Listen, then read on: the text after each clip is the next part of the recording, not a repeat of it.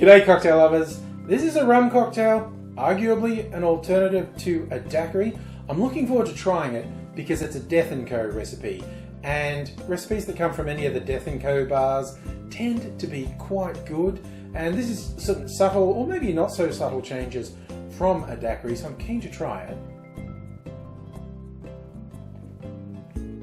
Ooh, it's very reminiscent of a daiquiri, but it's got some deeper, richer flavours.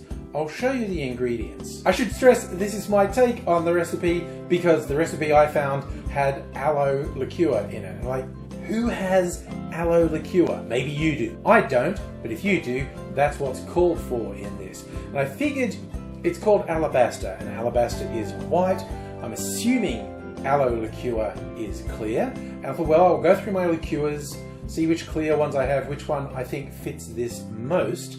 And because I was going with a white rum from a local distiller called Killy, this is their silver, I decided to go with a liqueur they make, they call Tiki Zest. It's a lime-based triple sec, essentially. And one of the elements I like about this, besides it tastes great, it's a move they made to try and reduce waste, because they're a tiki bar, they use a lot of limes, and they were throwing out mountains of squeezed out limes, and they thought that was very wasteful, and they toyed around with a few things, and they made this liqueur based from those lime husks, and it is a real treat and goes very well with their rum. This also calls for Velvet Falernum.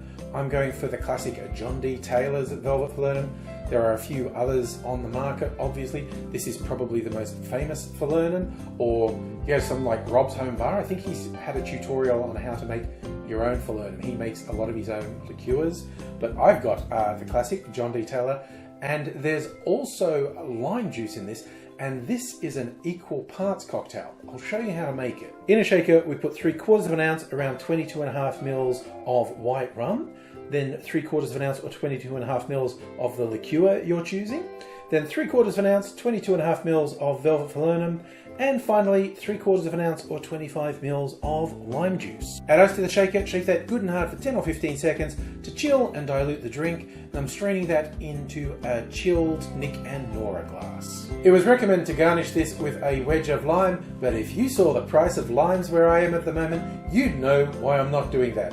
I leave that up to your discretion if you want to go for such a garnish, but I'm enjoying it just like it is. It's living up to its name, Alabaster. It's nice and white. It's a very interesting daiquiri alternative, and I think it's worth a try, so give it a go. Until I see you again, I'll just say cheers.